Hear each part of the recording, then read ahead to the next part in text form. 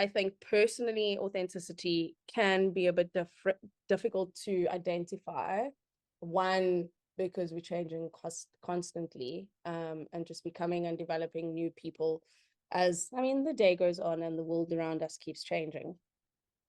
To be honest with you, Ryan, I think I am struggling in that sense at the moment. I've halted my personal creativity on social media platforms for a couple of weeks now, just because I myself in an authentic state is not necessarily the most vibrant person at the moment, and not being able to fake that or being able to put on sort of a show to showcase what that looks like can be a bit of a wavering state to be in. I have, however, noticed that the more authentic you are online or in a marketing sense, the more the audience leans towards you or actually wants to be sort of a part of either your life, your program, or whatever the case may be.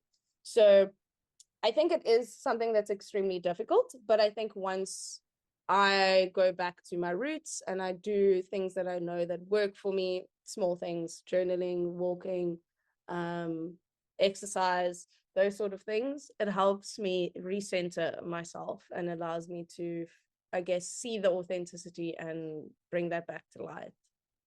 I love so much that you're like have been able to step away from that, because I know I fall into the trap a lot of the times of like just feeling obligated to keep doing it, like whether it be like anything, or just keep doing it even though I'm not totally sure what I'm doing or I'm not totally sure why I'm doing it. So it's just like that you have the confidence to be able to step away and like just really sort of find that authenticity again. I would say the last decade in my career and in life in itself is that when I do things without authenticity, or I do things for the sake of doing it, yes, it gets done, and yes, it is a box on a checklist that gets to be ticked.